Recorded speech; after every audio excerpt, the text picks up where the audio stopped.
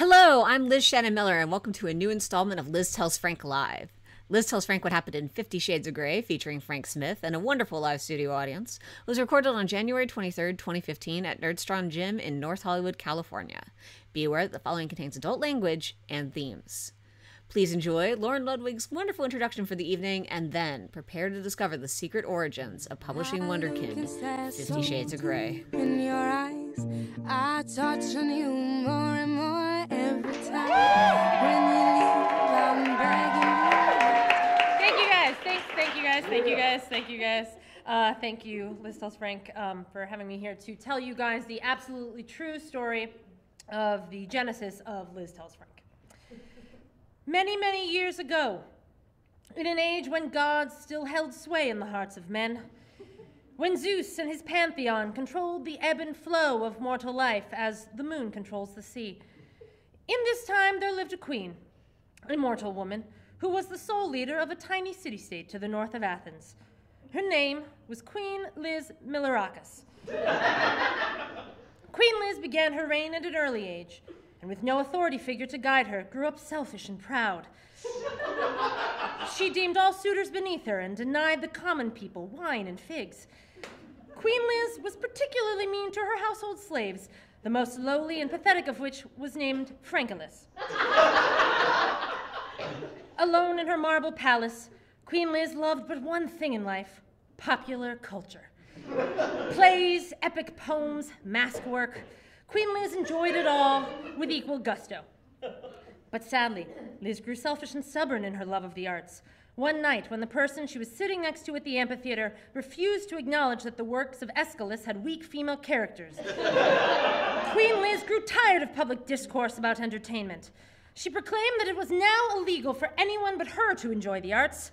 Reading of histories, carving of statues, this would now be done only for Liz in the privacy of the palace. And to make matters worse, Queen Liz patently refused to recount the plots of any of this art to others. "That sounds tedious and like a lot of work for me," she exclaimed. This state of affairs was especially tragic for Frankolis, her lowly slave, for he had always loved the works of Sappho. As years passed, Queen Liz's singular knowledge of popular culture grew, but so did her hubris and pride.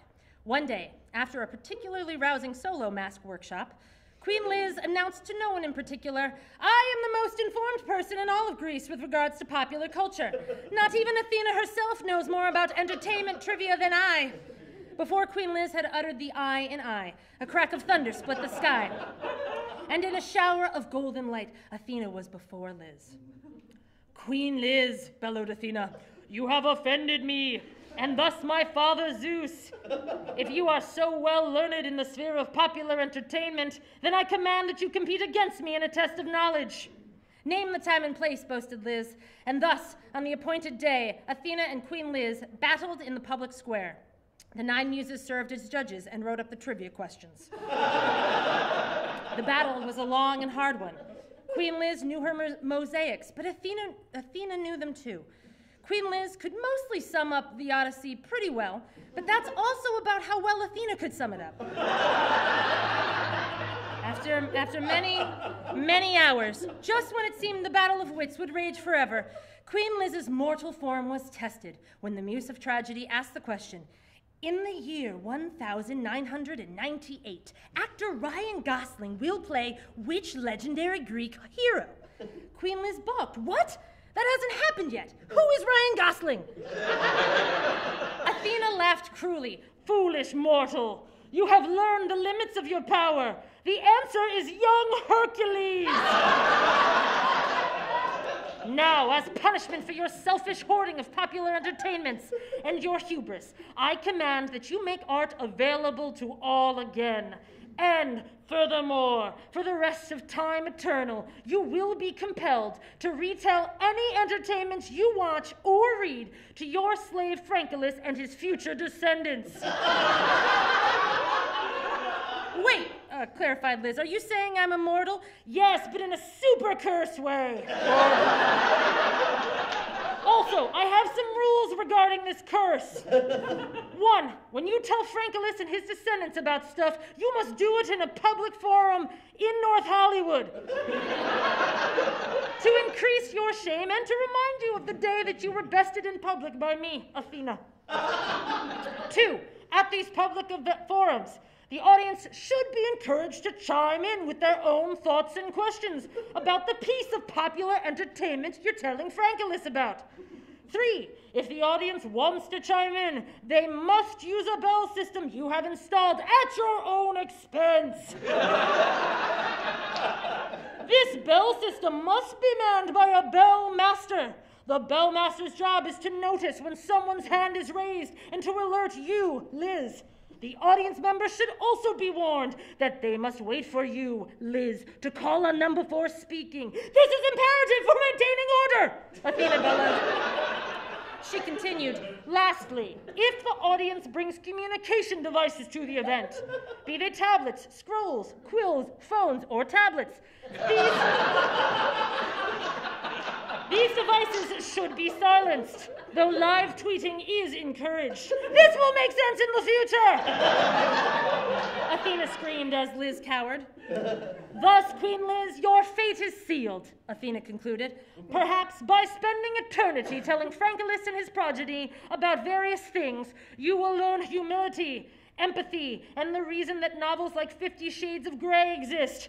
Or perhaps you will not. Some things are meant to be a mystery. And so, dear citizens, we now gather to watch Liz, currently aged 2,643 years, and Frank Smith, the youngest living descendant of Frankolis, as Liz enacts her ancient and ceaseless curse. Friends and countrymen, please put your hands together for Liz Tells Frank live at Nerdstrong.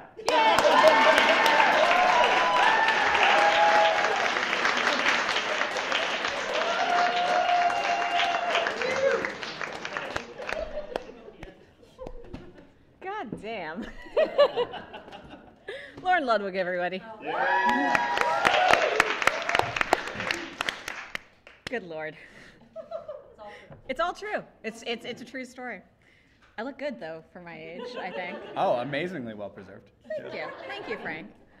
Okay, so we should just get into this one. Let's dive in. All right, Frank, we're going to talk about 50 Shades of Grey. This illustration has already told a lot. Yeah, Frank, things are going to get sexy in here. Or are they? That's really a question. And I really struggled with how to get you through this because there were a couple of different paths. And I think I want to start from the very beginning. I want to start as far back as humanly possible so you can understand the path that led us to this place we're in now and feel even worse about it, I guess. Okay. So here's the basic timeline of how 50 Shades of Grey came to be. We start in the year 1918. I swear to God, we stew. When the first vampire tale is ever told, and it actually is kind of sexy.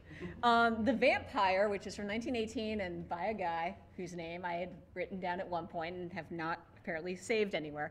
But it's about like this nobleman who is a vampire who comes to town. He's intriguing to all the ladies, but then he kills a couple of them and then blows town. That's I very much skimmed the Wikipedia entry on this story, but yeah, that's what happens. But it's got a sexy edge to it, and it is actually considered the kind of beginning of the romantic vampire genre.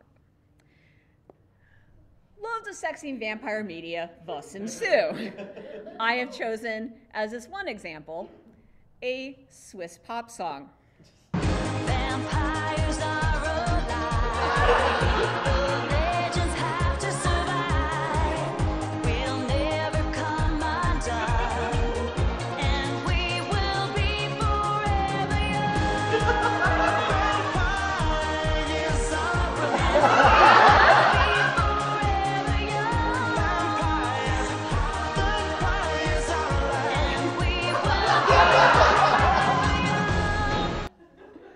True story, heard this song because I was watching the 2007 Eurovision contest, where this song represented Switzerland in the finals.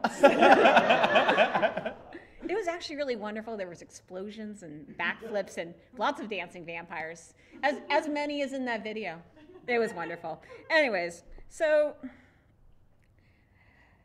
in 2005, we get to Twilight. I'm just skipping right to Twilight, guys. We're not even going to talk about Buffy the Vampire Slayer, even though we could spend some time on Buffy the Vampire Slayer. The key difference here is that Twilight is published in 2005, and Twilight, unlike Buffy the Vampire Slayer, is a relatively chaste story at the beginning, despite the fact that it immediately builds a pretty intense fandom of young women, mostly, who are like, I'm super into this vampire and this human getting together.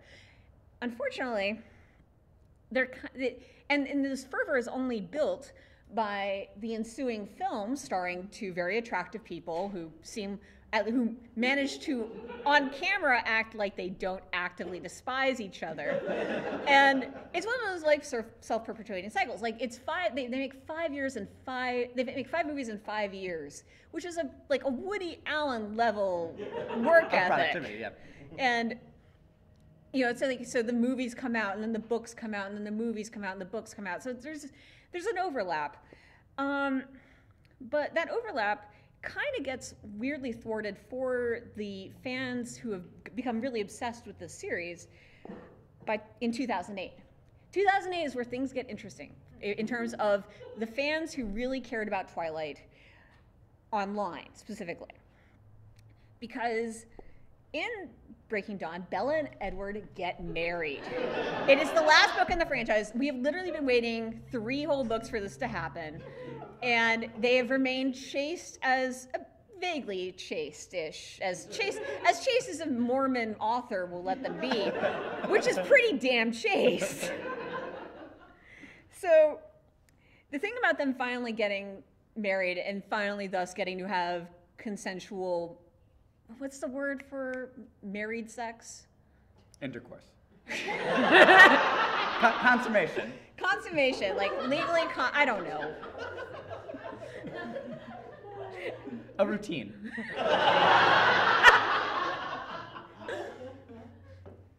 All of that.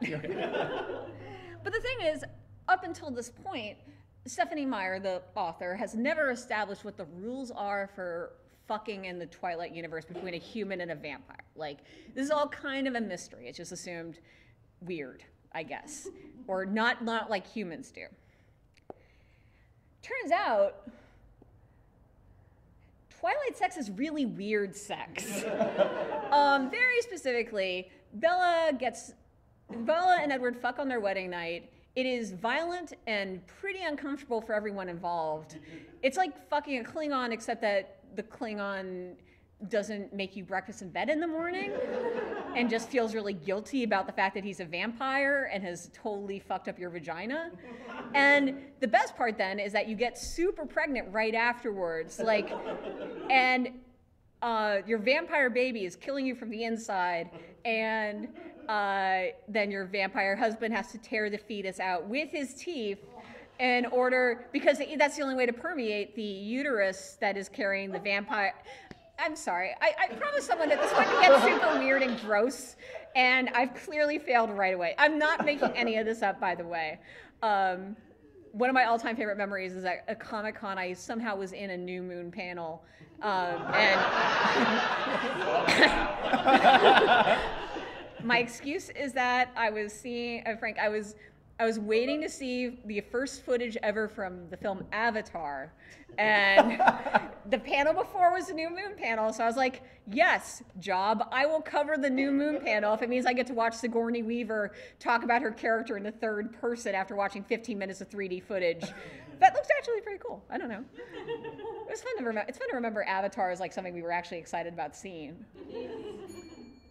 Yes. Did it ruin Avatar for you to have to sit through that panel?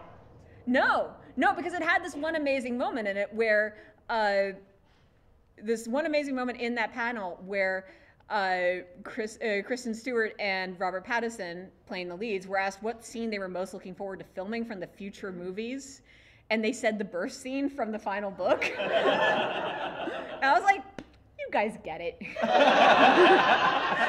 You actively hate what you have given birth to. So, anyways, Twilight sex was really weird and not particularly sexy, it turned out. It turns out that having sex in the Twilight universe is immediately awful. Just quick comparison, better or worse than Avatar sex? Oh. Less bloody. Mm-hmm. Yep. Then, Avatar sex is less bloody. Mm-hmm. But also Avatar sex is more weird. Mm-hmm. This is an important distinction, the weird, bloody line. And I don't know what kind of spectrum I want any of my sex on that. But because all of a sudden, like, you're reading this, these fans are reading these series, and they're like, well, I wanted to read about these characters fucking. Like, that's all I'm really invested in. And so I'm just gonna fuck this. I'm just gonna write fanfic about them outside of this universe. And I've now used the word fanfic for the first time in this presentation, and it's really important that we dig into that because. So who in this audience? Frank? Do you need me to explain fanfic to you? No. Okay. Okay. Frank wrote a play about fanfiction. That is true. I didn't want to call Frank out on that, but Frank did write a play about fanfiction. That's a thing that Frank's actual friends know about him. Nyla, you had your hand up. I need to explain. Okay. Great. All right. So fanfiction is a concept of you are engaged with a story and a narrative, but you want to kind of create your own narrative within that universe. And so to clarify this, I'm going to show you some examples of people who have written fan fiction. Anyone who has written a Sherlock Holmes story who is not Sir Arthur Conan Doyle. Sir Arthur Conan Doyle created Sherlock Holmes. That character is technically in the public domain. Anyone who's ever written a Sherlock Holmes story is technically has technically engaged with the narrative and written his own interpretation or her interpretation of the characters, and so on and so forth. So another example is anyone who's written about Jane Austen characters who is not Jane Austen. Another idea, anyone who's written about Greek mythology who's not Greek. Would you consider film adaptations to be fan fiction? I would say that it depends. It would depend, but I feel like there's definitely room to interpret them in that way. Like if you're bringing your own experience as a creator to somebody else's pre-existing narrative, there is that room for interpretation. A lot of people who study fan fiction like to compare it to the fact that, in Greek times, people would sit around making up news stories about Hercules because, there wasn't television. So that's what they had to do. They had campfires and they had this guy named Hercules who was really strong. What if Hercules and Perseus and Theseus all teamed up and took an awesome boat ride together? Exactly. So, and this is a cheap shot, but whatever. Anyone who's written about people in the Bible who is not God maybe has written fan fiction. So we're gonna have a little moment of honesty. We're not a large group of people. No one else is looking. By this definition, who here in this room has written fan fiction? It's okay. You don't have, and if you have and you don't feel comfortable raising your hand, you don't have to say it. You understand. We're not, when we talk about 50 Shades of Grey, this is the reason I want to make a big point about fan fiction right up top. When we talk about 50 Shades of Grey, we are not making fun of it because it is fan fiction. We are making fun of it because it is shitty fan fiction. So, just to be clear. So, enter the fanfic of the Twilight universe, going back to Twilight. And here's the very specific thing that here's how very specifically the Twilight universe reacted to Breaking Dawn and the complete fucked upness of its fanfiction, of its sexuality treatise or whatever. They started creating, the writers who wanted to write about their favorite Twilight characters fucking created what were called all human alternate universes. And the idea is just like, it's like taking your Barbie dolls, and instead of your Barbie dolls, one of your Barbie dolls being a vampire, you're just like, oh no, my Barbie doll is now just a regular human. And then we put them in all these other different scenarios, and they don't like so. And it's just basically it's a way for them to write about their favorite characters without having to deal with the weird sex shit that Stephanie Meyer just forced upon them. And more specifically, read about their favorite characters fucking, or write about their favorite characters fucking. And because it's in the fandom community works in a cycle. It's people write, people read, and in theory, it's a loving, collaborative opportunity for people to express their love for a certain genre. And I found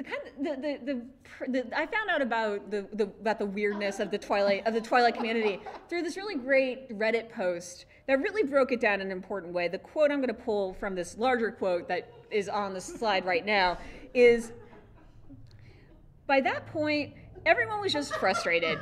We just wanted to create and consume some fucking porn. Give us a break. And apparently, by a certain point in the Twilight fandom community, like 2009, 2010, pretty much the majority of all Twilight erotic fanfiction and fanfiction in general was about all human universes. That's according to this Reddit post, which, and I mean, Reddit, guys, it's a very reliable resource. It's no Wikipedia, which I have to remember to mention to you Wikipedia in a minute, Frank, because I know you're going to enjoy it. So anyways, so now we're in the year 2009, and Master of the Universe begins. I am really sorry that it has nothing to do with He-Man. It is... For now. Master of the Yes. Do you feel like it would have been better if it included He-Man? Oh, 100%. The question was, do I think it would have been better if it included He-Man? And yes, I stand by my 100%. Yeah. So this is literally a screenshot from the title page for Master of the Universe. Somebody sent me a PDF. It no longer officially exists anywhere on the internet. It was pulled down for reasons that will become obvious in a little bit. But it is credited to, I'm literally, I have to squint, Snow Queen's Ice Dragon, and includes the subtitle of 50 Shades of Fucked Up, which is how we get to our title eventually. And it is about how young Bella Swan, a college student, meets an industrial tycoon, what's his name? Edward, thank you, Edward Cullen. And what? Oh, Colin, yeah. Yeah, and then they enter into a BDSM relationship. So here's the thing. So Snow Queen's Ice Dragon, I apologize for getting her name wrong, is the pen name at that point of a woman named E.L. James, who is fandom enemy number one at Net. To this day is now the Twilight enemy's greatest villain. And I love that. I love that the shot I found of her is right in front of a poster for 50 Shades of Grey, the classical album. Because nothing says erotic BDSM like original classical music. I think you've always known that, Frank. Yeah, I haven't seen Amadeus, but I saw the poster and there was some freaky mask stuff. So, that makes sense? Yeah.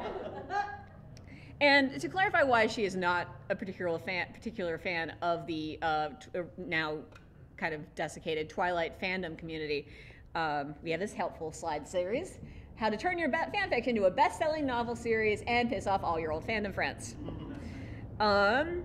Step 1. Identify a popular fandom trend and then write a story within that genre. In this case, BDSM. A lot of people apparently gave 50 Shades of Grey some flack for being a rip-off of The Secretary, the Maggie Gyllenhaal, James Spader movie. Oh God, that was back when James Spader was hot. That happened so quickly. I know, it was a really fast changeover to current day James Spader. He's doing great. He's getting work, but... anyways, so there was apparently another story within the Twilight fandom. I have a old coworker friend of mine found out I was doing 50 Shades of Grey for this next Liz Tells Frank, and she was like, "Liz, we're done." She was so mad. And so I messaged her, and I was like, okay, Cyndy, we apparently have something to talk about. And she was like, I knew this bitch. And in the fandom circuit at the time, so a lot of this is confirmed by her as vaguely truthful. I'm sure E.L. James is a different side of the story. Maybe one day I'll get it. But anyways, there was another story within the Twilight fandom, according to my friend Cyndy, who which was a much better written story, much more popular until E.L. James comes in. And E.L. James actually plays a really interesting game, which, all these stories are being posted to sites like fanfiction.net. And the deal with fanfiction.net is, let's say you put up like a 200,000 word epic in one big chunk. You wouldn't get a lot of traffic from it. But if you post short, frequently updated chapters to that site, then you're constantly having new stuff arise, and you're constantly at the top of like the recently updated lists, and thus you're constantly having people read you, and you become massively popular within your own with your own individual fan base. It's not just people who are like, I like Twilight, I'll read anything Twilight. It's like I'm a Master of the Universe fan. By the way, I have to think every time I say Master of the Universe to make sure I'm not saying Masters of the Universe. Oh, it's incredibly disorienting. I really want it to be about He-Man. It'd be so much better. Yes. Do you think it would still be better if it was a story about He-Man and She-Ra? Whoa. In a BD, taboo. The entire same story. the entire hold on. The entire same story, but with He-Man and She-Ra is what you're saying. All right, Jeff. They are brother and sister. What are you talking about? That's insane. Did you see The Secret of the Sword? Holy cow. I think Jeff's being very judgmental and disappointed. Lauren. And my follow-up was, have you thought about writing your own fan fiction about what if she had put He-Man into? I think what I would want to write, if I was, the question is, would I want to write about E.L. James writing He-Man into Master of the Universe? And I think the answer to the question is I think we've made the Shakespeare in Love joke before here, where I would do the Shakespeare in Love treatment, where it's about, I would write fiction about E.L. James writing Master of the Universe. Is that what you're asking for? That's yes. So I'm a British PR executive with a husband who writes for Actually, my life as E.L. James is pretty good so far. Yeah. I can put myself into that world.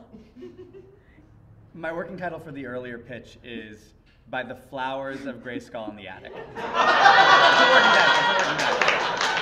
Oh no!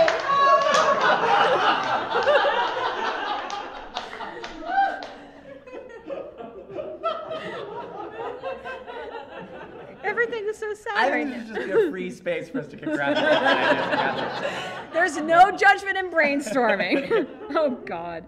So anyways, once you've become massively popular, and thanks to kind of gaming the system with your terribly written fiction, you pull down the fan fiction version of the story, but then also go, hey guys, remember how much you love me and love my work? Well, you should totally fucking get to work buying my novel, the new version on Amazon.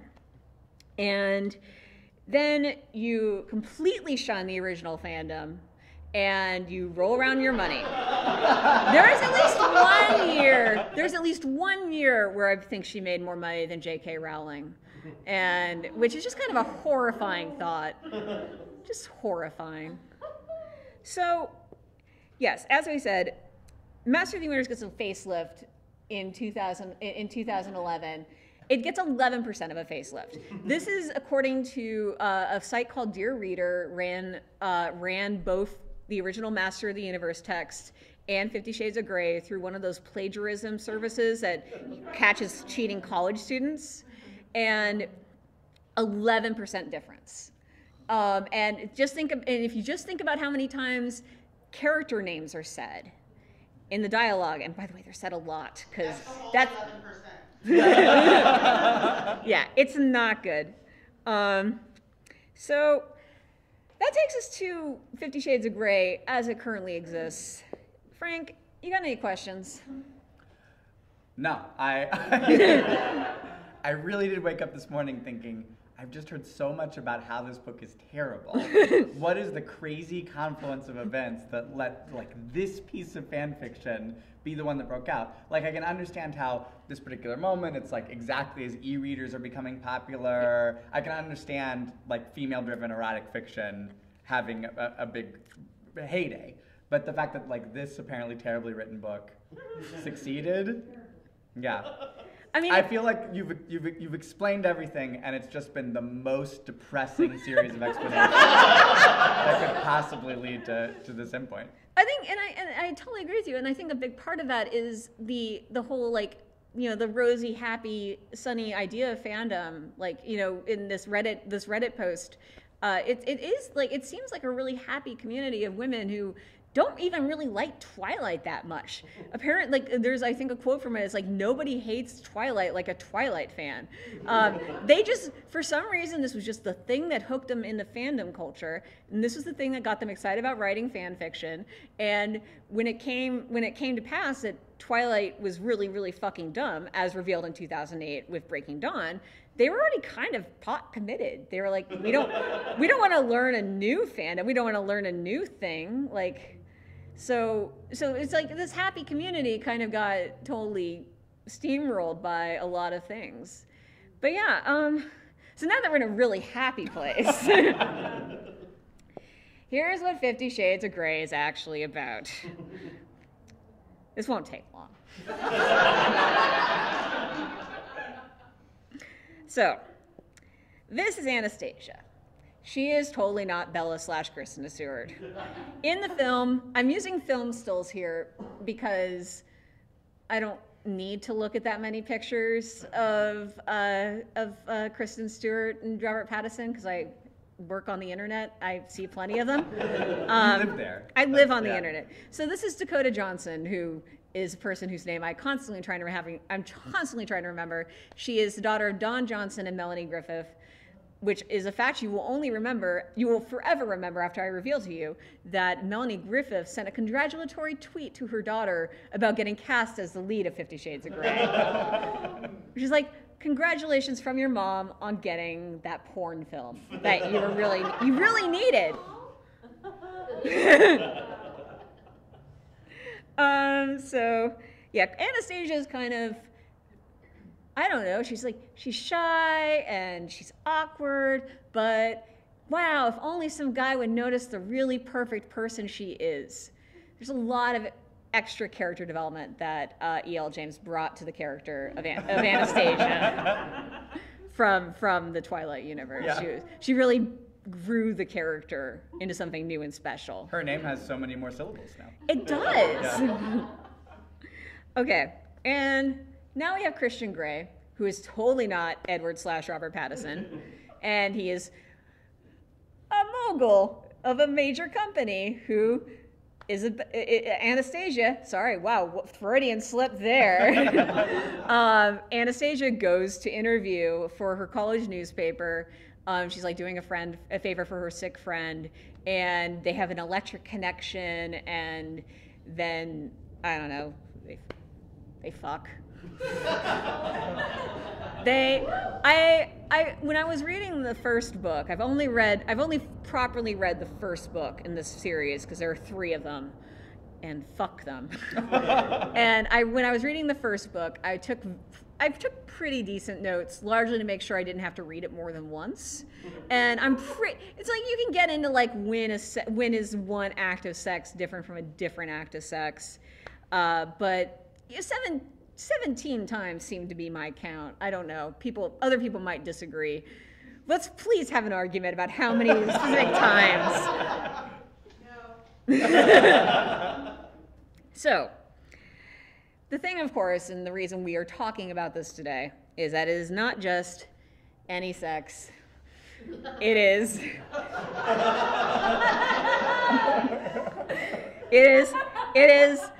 It is what is defined in this book as BDSM. It is very much drawn. It is essentially Christian actively tries to seduce her, and in the seducing of her, is like, look, I want to fuck you, but I only fuck people on a certain set of terms, which includes a legal document dictating a lot of specific elements, like how much you are allowed to eat, how many times a week you work out, and all of the things I am allowed to do to your body.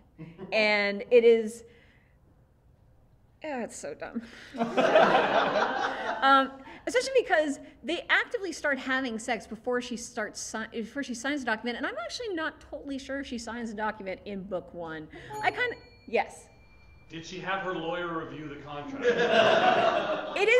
It is even worse than that, because I literally was reading this like, I know lawyer people. I should have lawyer people review this contract and be like, this is complete bullshit. But then I didn't even get to do that. She killed my joke.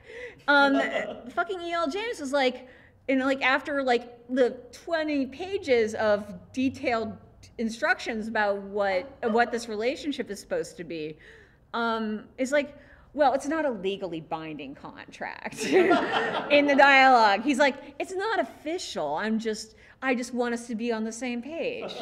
How did this guy get so far in business with such poor negotiating? Christian Grey, the business person, is something we're going to get into. And I just have, it takes one thing to really nail this. It's also, as come up, it's kind of easy to beat up on the writing here, but it is worth mentioning that this book is really badly written.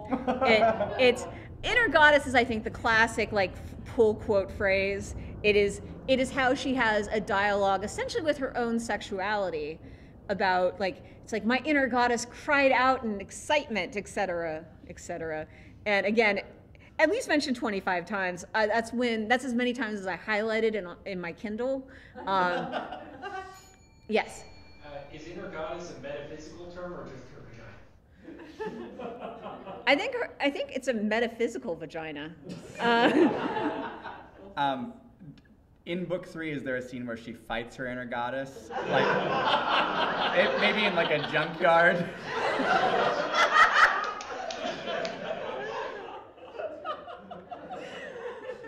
Frank, are you making this like Dark Knight Returns? My understanding of psychology is very limited.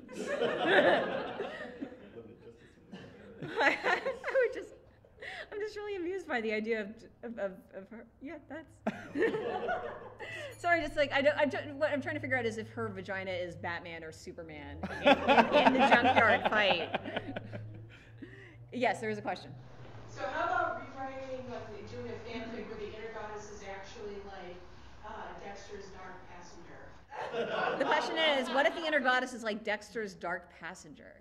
Frank, do you know enough about Dexter to speak to that? Because I do not know enough about Dexter. I don't. Does he have an imaginary friend? Because now I'm significantly more interested in Dexter. Yes.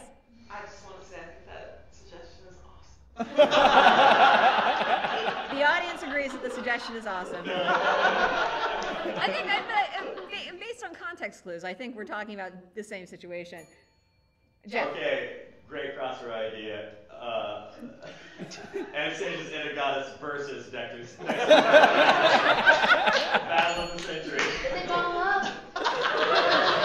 And then Dexter's Dark Passenger is Anastasia's inner goddess fall in love was the audience comment there. And hopefully fuck, Jesus Christ. But gently and lovingly.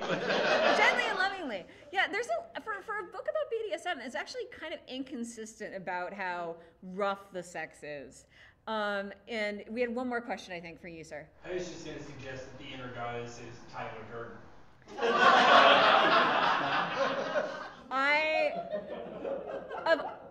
The suggestion is that the inner goddess be Tyler Durden, and that is the first idea of the evening that I officially feel like I want to write. That's what I'm saying about a free, open space of ideas.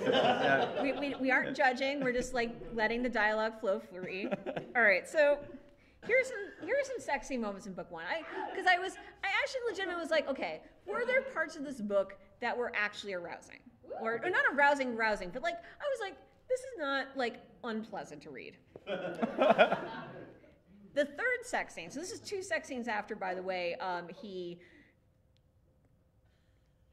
shoves inside her, taking her virginity, while she gasps something along the lines of, "Whoa!" Yes, in the back. Did she say that, or did her inner God? I think it was the question is, did she say that, or her inner goddess say that? I think it's kind of a mutual, wow. Yeah. I bet somebody here actually remembers the exact phrasing. I don't know. It's a popularly quoted I phrase. think it's arg.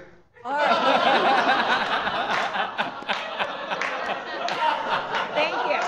It is in fact arg. Yes. I was hoping it was like Kathy, and she said, ah! 50 Shades of Kathy is also. Oh my God. But anyway, sex scene number 3. It's your pretty basic erotic. She goes down on him, he goes down on her. It was pretty generic, but it was fine. Like, I didn't find anything objectionable about it. Nothing seemed like emotionally scarring as a reader. Yeah. And then, yes, Nyla. Do they do it at the same time? No, it is not a 69, and they take turns.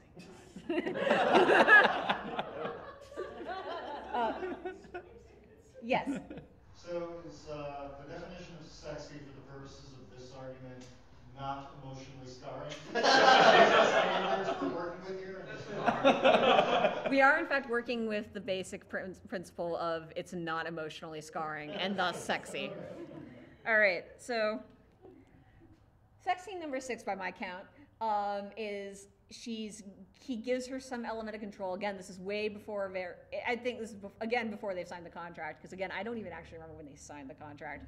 I don't know if they signed the contract. The contract again is really fucking dumb. But it was, I had the passage highlighted, and I had it highlighted, and it was like, oh, this is like a nice, and I reread through the passage. I was like, this feels like a sex scene written by someone who has had sex before and didn't find the experience entirely unpleasant. So, and yeah, that's basically it.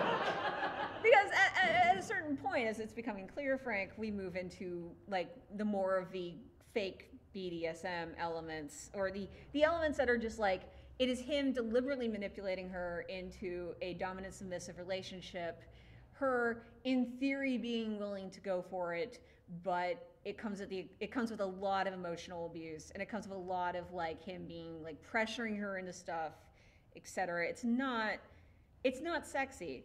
And I mean, really, just sexy moments in quotes include all the Red Room stuff, which is, the Red Room is basically his dungeon. It's called the Red Room of Pain, because that's a sexy name for something. And it's like he tells her to go in and pose and all this stuff, and it's again not sexy. It's a lot of it feels like somebody watched, like, I don't know. Read the back cover of a Clive Barker. Exactly. It's like if you asked me at the age of 15 to describe what BDSM sounded like, I'd be like, I'd probably flash back on that Rosie O'Donnell movie, Exit to Eden, which I don't even know if I think I've seen Gary Marshall's Exit to Eden. I just remember that they wore like leather-studded stuff on the box at the video store, and never actually think. I think I saw it. I know, actually, I have seen it. I know that the last line of the movie is Rosie O'Donnell saying that she got the hot guys from the sexy resort to paint her house. Spoiler alert for Exit to Eden. They also probably solved the crime that they broke into the, I don't know. Again, this is it's that level of like somebody's looked up on the internet. Oh, and this is where it comes. This is where I want to mention Wikipedia. So when Christian Grey is trying to introduce her to this world of BDSM, Frank, do you know what he tells her? He tells her, always start with Wikipedia. That's how he tells her to learn more about. I gotta say, that's another sexy moment for me in this book. I know how you love Wikipedia. I just hope that if you're trying to coerce somebody into a vaguely one-sided BDSM relationship, I would say do your research. Yeah. Check the citations. You gotta check the crosstalk and the updates. Yeah. Citation needed, man. There's also a lot of super cute stalker stuff in this, where it's just like he's just constantly like, aside from the part where, oh, I'll get to that in a second, but it's like this thing where it's like she moves from her college town to Seattle. He knows where she lives. In future books, he figures out where she's just gotten a job. He buys the company so he can control the company and like her boss and her interactions with her boss very specifically. It's so controlling, and it's just one of those things where it's like the only love this woman has ever known is this sort of obsessive, like this is what she understands as sexual attraction, and it's genuinely upsetting at some points. Like, and especially because she tries to brush it off with jokes. Like, literally, when she moves to Seattle, her Christian finds out her address. She's not told him her address, and sends her and her roommate a bottle of champagne. Her roommate says, "Wow, that's what a stalker would do. At least it's pretty good champagne." I'm not making that up. Oh, God, I'm sorry. We all seem really sad. If you looked up stalker on Wikipedia, it would say send champagne to people. If we looked up stalker on Wikipedia, would it say send champagne to people? I mean, yes, but then you would have to go and check the citation to make sure that it wasn't C. Gray as the username on that edition. Yes. I think the answer is yes in 5 minutes. The answer is yes. Somebody will be editing Wikipedia here in 5 minutes. It will be deleted in 6 minutes, but God bless you for doing so. Yes. I have to go back to the red room. It's not like the red tent. Is that the thing where like the ladies have to go during their monthlies? We're gonna get to that. Yes. It's like the red room in Twin Peaks. Is there a midget and is everyone talking about? The red room in Twin Peaks is sexier than the red room. Give me a midget and Kyle MacLachlan any day. All right. I kind of touched on this, but like, again, this contract includes things like Christian just constantly harassing her about how much she eats. And she's like, "I'm not hungry. I don't want to eat a full meal right now." And he says, "No, you're going to eat a full meal right now." And he also likes to ply her with alcohol from time to time, you know, like you do. And literally tells her at certain points, like, "Yes, I'm actively getting you drunk right now because I want you to tell me the truth." Yes. Is Christian friends with Bill Cosby?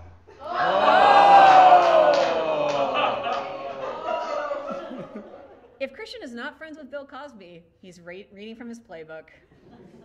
Apparently, actually, somebody did a break. I found an infographic on 50 Shades of Grey that like tracked how much alcohol she drinks, and a lot of times, by the way, she is not getting it for herself. She is being served it by Christian, and apparently it's like 6 drinks a day, which is like about, I think right now the recommendation is like 2. I say recommendation like, you know, your doctor says you should have 2 drinks a day. At least 2. So again, really the contract in general is just awful. And especially because it's not even like a really interesting dramatic plot point. It just is, because it doesn't really go anywhere. It's just like a constant thing for them to bicker about over email. Oh, we're gonna get to email, by the way. It's gonna be great, you're gonna love it. And sorry, it keeps coming up. I don't even want to talk about it. The movie doesn't even want to talk about it, by the way. We're going to talk about the tampon scene. Actually, we're not even going to talk about it, Frank. I found a video. I found a video, before you say anything, it's not as bad as it could be. That is one of those like classic Korean animations that explains the tampon. And It's just basically just know that this is a scene from later in the book. They're just having sex, even though they don't have a legal contract to define it. And I think this will do all the work for me.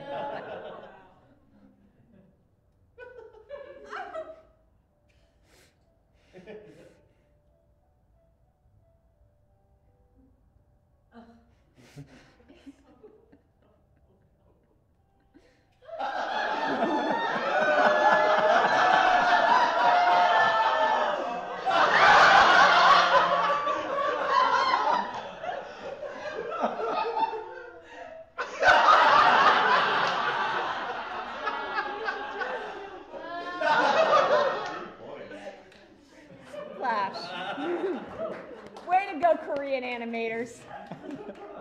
Is all of that dialogue taken verbatim from the text? It is, including "holy fuck." I cannot confirm splash. Yes. Were any plumbers offended at the suggestion you should put tampons in the toilet? I cannot speak for the plumbers of the world. We shouldn't probably talk about tampons anymore. All right, so moving on. Okay, we got to talk about the emailing, because a lot of their discourse, and this actually, God, I read some terrible thing. I was like, it's groundbreaking how there's all this, so much of their communication is through email. An epistolary novel for our age. I know, finally. But I wanted to give you a sense of the kind of emails that they're sending back and forth to each other. And Frank, you've already agreed to do this, so I'm just going to hand it to you. Here is a slightly abridged version of one of the emails that Christian Grey sends to you. By the way, guys, this is the most of the text that you were ever going to have to listen to in the course of this presentation. So you're doing great. You're doing so much better than I did, actually, having to read the fucking thing. So Frank, whenever you're ready. From Christian Grey, subject, free your mind. All those words are capitalized. Date redacted. To Anastasia Steele. So you felt demeaned, debased, abused, and assaulted. That "and" is an ampersand. How very Tess Derbyfield of you. I believe it was you who decided on the debasement, if I remember correctly. Do you really feel like this, or do you think you ought to feel like this? Two very different things. If that is how you feel, do you think you could just try and embrace these feelings, deal with them for me? New paragraph. That's what a submissive would do. New paragraph. I am grateful for your inexperience. I value it, and I'm only beginning to understand what it means. Simply put, it means that you are mine in every way. New paragraph. Punishment spanking hurts far more than sensual spanking. So that's about as hard as it gets, unless of course you commit some major transgression, in which case I'll use some implement to punish you with. My hand was very sore, but I like that. We are consenting adults. There's a hyphen in consenting for some reason.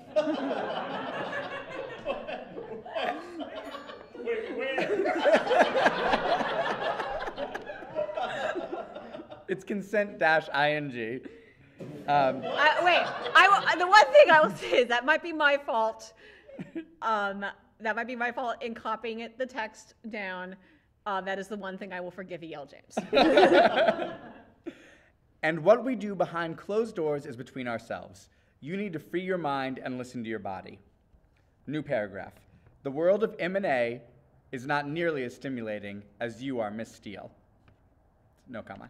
Christian Grey, CEO, Grey Enterprises Holdings Incorporated.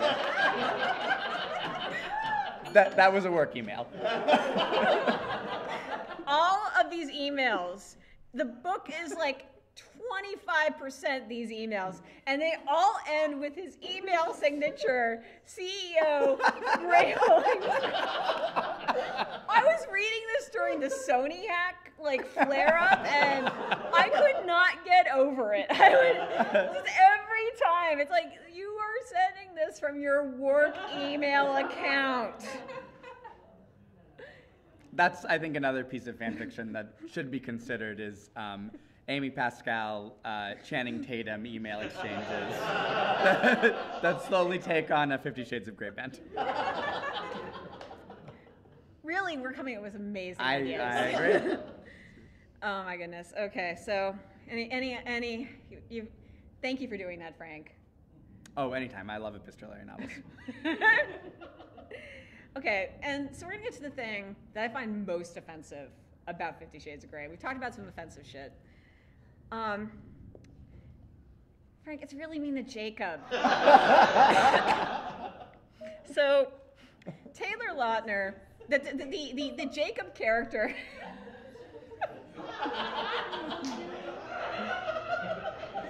What's with his neck?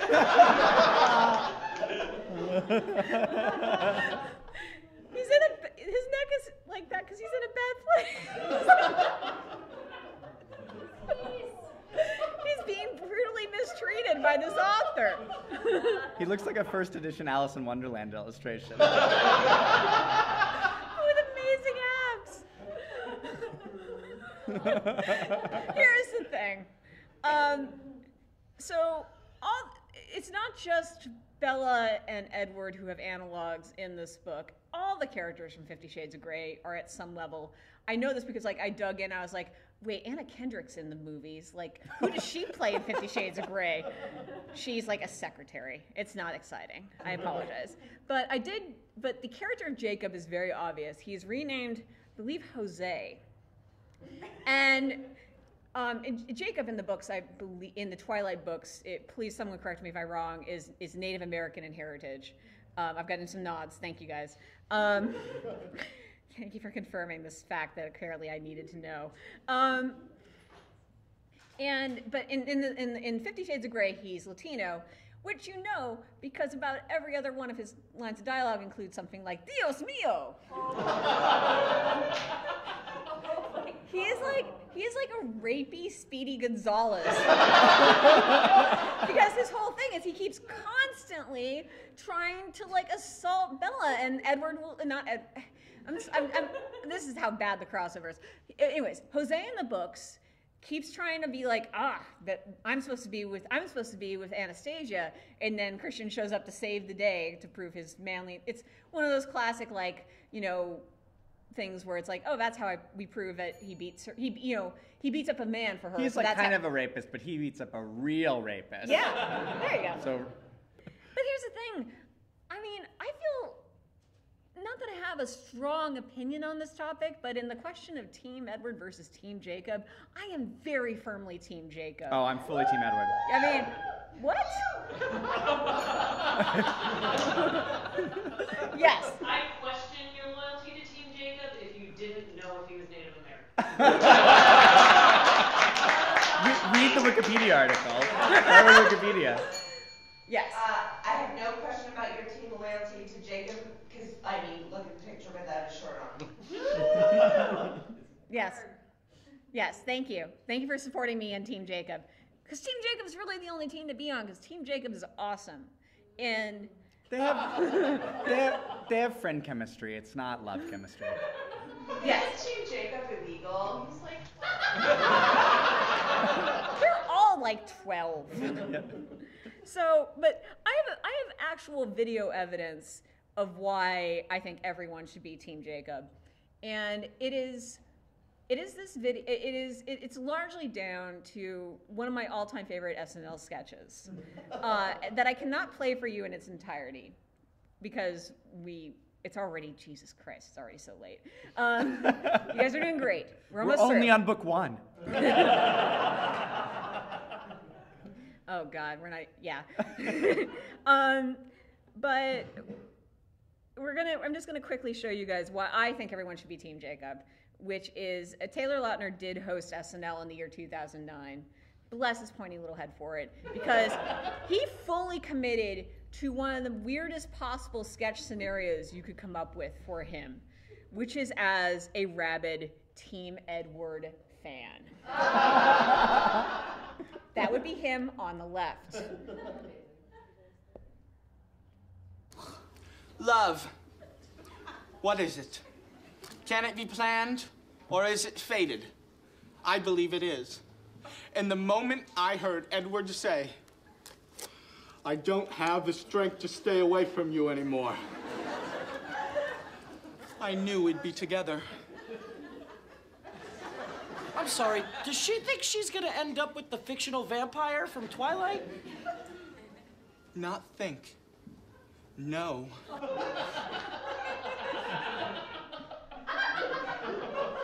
Like I said, Taylor Lautner, ladies and gentlemen. He might not have won your heart, Frank, but he won mine. So, anyways, that's the thing. It's like, why? I mean, I think the thing about Twilight is that it does a nice job of making the love triangle at least vaguely believable, in terms of like, there's an actual chance she could end up with Jacob. Like, her relationship with Jacob is definitely friend chemistry, like you said. Not that I've ever read Twilight, but I feel like at least they gave it a shot at making it. And she's got huge obstacles to being with Edward. Yeah, no, it makes, and then just kind of like stripping him down to such a cheap hand puppet of a character. It made me mad. As opposed to stripping him down to just a glorious torso. It's an injustice. I do not disagree. Anyway, so here's the thing. I've kind of glossed over the plot of the book because they fuck for a million words. It's really boring. The second two novels basically take on, like, there's like a whole in basically Bella's new job, not Bella, geez Louise, I keep doing that. Anastasia's new job is, she's working for this guy who of course turns out to be evil, and he's like trying to kill Christian by like sabotaging his helicopter. Like you do. And is he like the Michael Sheen from the movies character? I guess. Or the Dakota Fanning? I guess maybe. Okay. I don't know. I should have the grid, I guess. Yes. Is this the movie we want to see on Valentine's Day? That is what we're getting to. The second two books seem like they have a lot more plot to them, actually. It's actually interesting. Like, there's like actual things happening outside of the sphere of whether or not Anastasia and Christian are going to fuck. I know multiple people who told me they started flipping through the sex scenes to see how the plot resolved.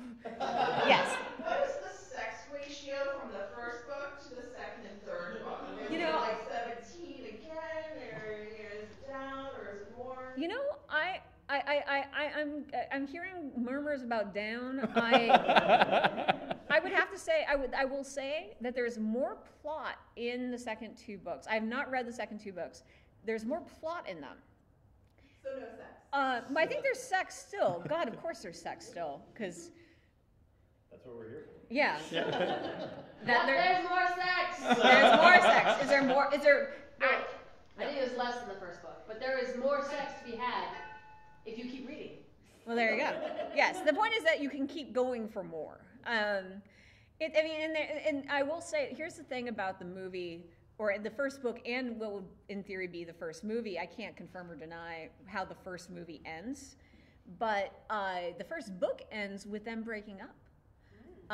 She's like, she kind of actually figures out that she is in a terrible relationship with this person who is completely fucked up, perhaps even 50 Shades of fucked up. And her reaction is like, I don't think we should be together anymore. And she flings herself onto her bed crying, and that's the end of it. So if that's the movie that we see on Valentine's Day, for the people who see it, doesn't sound like a really super romantic movie. It sounds like a movie where a bunch of people, two pretty attractive people have sex, and then it's weird, and then they break up. 9.5 weeks spawned both a sequel and a prequel. Based on your reading, based on these things, which do you think sounds more romantic, 9.5 weeks or 50 Shades of Grey? I mean, you can do math on this one.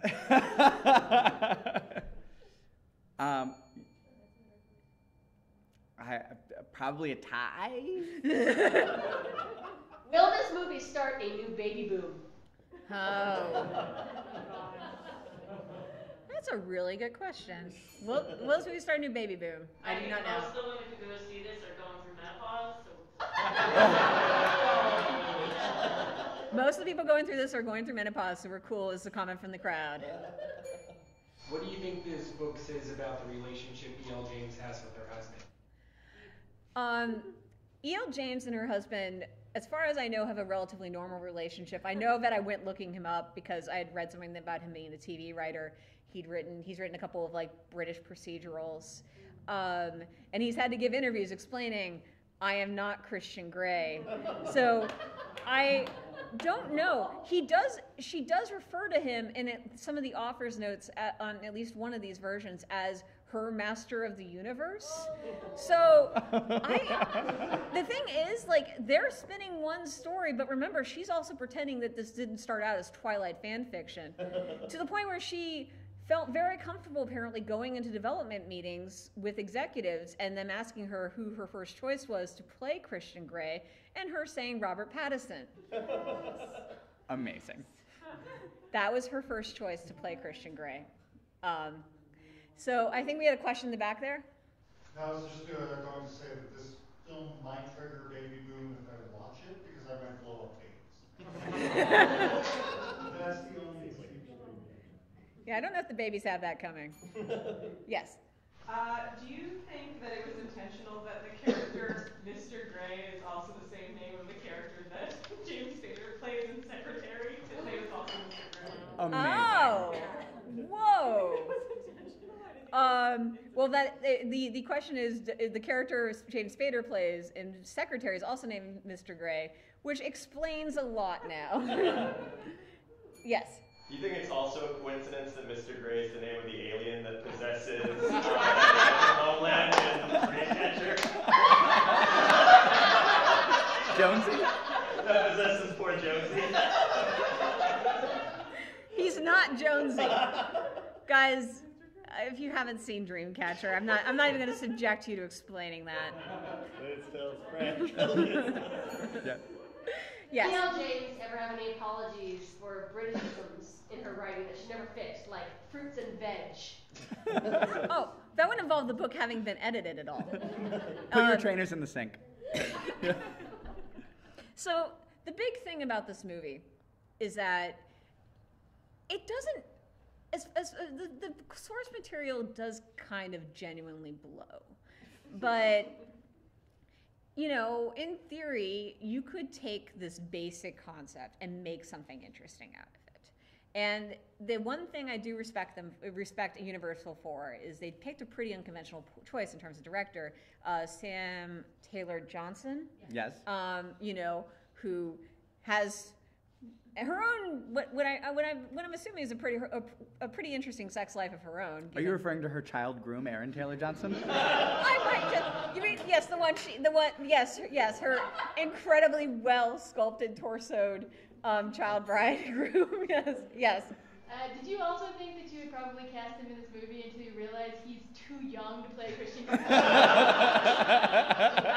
I was concerned that he would be an obvious choice to play Christian Grey. Actually, I did think about that, and then I'm very glad that she went a little more age appropriate. The original casting was Charlie Hunnam, not Robert Pattinson, much to E.L. James's disappointment. But they went with this other guy named Jamie Dornan, who at that point was only known for being the lead serial killer in the British series The Fall. Effectively plays a stalker. Yes. Yeah, it's actually pretty effective. Actually, geez Louise, that explains that, because there's these scenes of him going jogging in the trailer for 50 Shades that are pretty much identical to scenes of him going jogging in The Fall when he's getting more ripped and trained for serial killing. So now, God, that's a really uncomfortable association in my head. I bet his American accent sounds a lot like Robert Pattinson's American accent. Just as good. Yeah. Here's the thing. He's kind of a boring human being. I've had a little bit of opportunity to see him speak, and in various settings, like on the Golden Globes and some such, and he is just, like, so boring. Yes? Ruining that fantasy. There's a wide, wonderful world. I can take us back to the Taylor Lautner clip. We can watch that again. There's a wide, wonderful world of men who are able to hold our interest. And most importantly, there's a wide world of men who might have chemistry with this attractive young lady. But this is an image I pulled from a collection of images Jezebel had put together called "Oh Fuck, They Hate Each Other."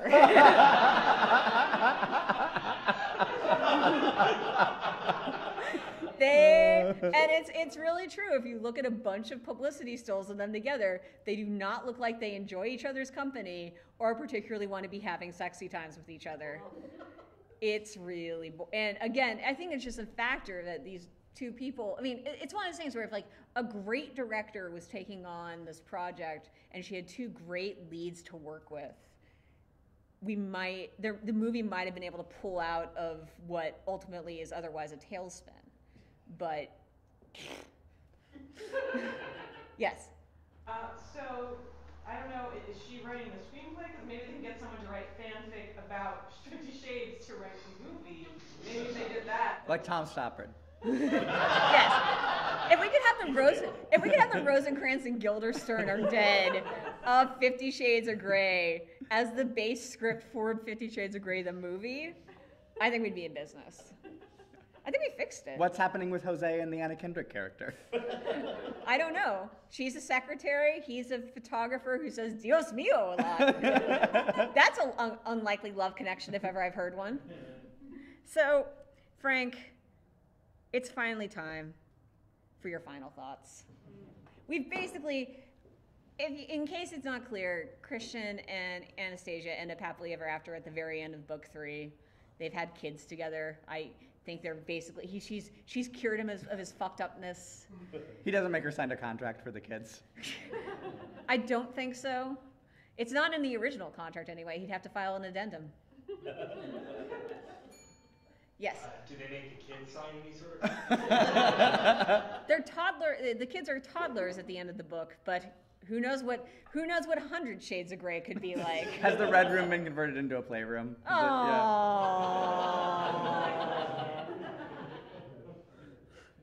Oh, we had a question here? No, that was it.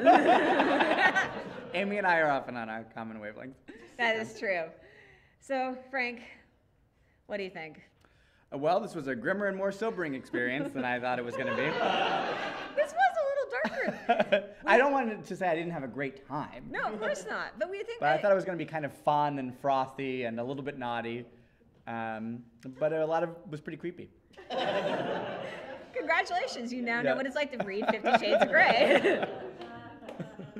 I guess a big question for me, and we may never be able to know until you write your Shakespeare in Love style fanfic backstory. It's like, do you think E.L. James, from the beginning, I mean, she worked in PR, do you think she went in with an agenda of, I'm going to game this fanfic community system and see what I can make of it? Or do you think that she genuinely started with a, however inept, internal desire to erotically explore Bella and Edward's relationship in an alt-human fashion and just sort of like rode the horse where it took her? I think the thing, and I actually, this really sad thing, not sad, interesting thing maybe, is that I can actually kind of answer that question because you've already written your screenplay. Yes. But when I write my screenplay, it'll involve a fair amount. There's actual, like, an old fandom friend of hers who did something that you're not supposed to do, I think, in any circumstance ever on the internet, which is publish private communications. Did publish a couple of private IM conversations where E.L. James does actively refer to her readership as not a community, but her readership, like her property, you might say, that she has control over, not, say, a community that she's an active part of. And so I think at a certain point, I don't think she ever was a part of the community to be a part of the community, and it definitely seems like she actively structured her career within fandom to lead to her career post-fandom. And actually what's interesting is that the original publisher of 50 Shades of Grey was basically a self-publishing house run by people who were part of Twilight fandom. Like, they were like, we're going to create, we're all writing these stories anyway. We'll replace all the names and sell them on the internet. And so that's where it originally started. Like, she originally got published by other people who were part of the Twilight fandom, and then it was crazy popular, and then it blew up. And after she got picked up, I think by Random House, I think that's right, but like the major publisher that eventually picked her up. So yeah, it is kind of weird. I don't know. I feel like we've done a lot more time on E.L. James's psychology than I would have expected. I'm fascinated by it. Yeah, no, it's a fascinating question. So, well, I know it's probably inappropriate to read her IM exchanges that shouldn't have been publicly disclosed. I'd be fascinated to compare their correspondence style to her fake emails in her novel. What was her stick line? Yeah. Oh, God. Future master of the universe. Right, future CEO. Yes. What is her IM handle? Right. Is really now the question. Maybe this is off topic, but in another sense, maybe it's the natural endpoint. Do you think they'll ever reboot Baby Boom?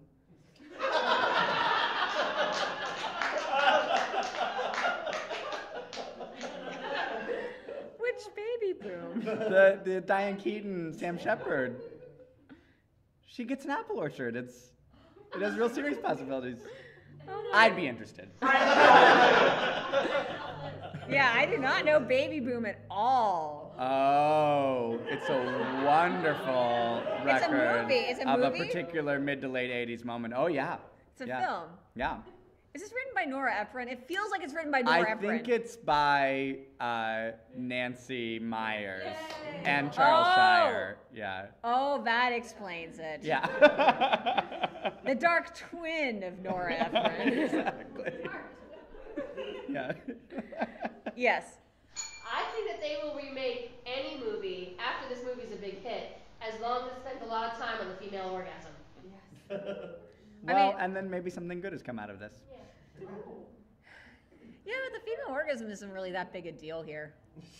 Whoa. Here at Nerdstrong? Because I don't accept it. Here at Nerdstrong, we are all about the female orgasm. Yeah. Oh, good Lord. I think, Frank, that brings us to the end. We've gotten to the Baby Boom reference. And that's about it. So, yes, that's the end. Thank you so much, you guys. We got special thanks. Thank David Nett for producing tonight. We got to thank Andrew Deutsch and Nerdstrong for hosting us. Everyone who helped me with the research on this, because this one required research, you guys. Go to Wikipedia. Yes. I will show you in the book where I've highlighted it. It literally says. It's so awful. Special applause to our bellmaster, Aimee. Our live trader, Kim. Frank, thank you for listening. As always, if you have not, you must check out Lost Moon Radio for all of Frank's delightfulness.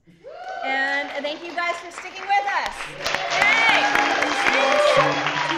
In your eyes, I touch on you more and more. Thus concludes Liz Tells Frank Live. For more information about Liz Tells Frank, please visit liztellsfrank.com, where you can follow us on Twitter and Facebook and sign up for updates.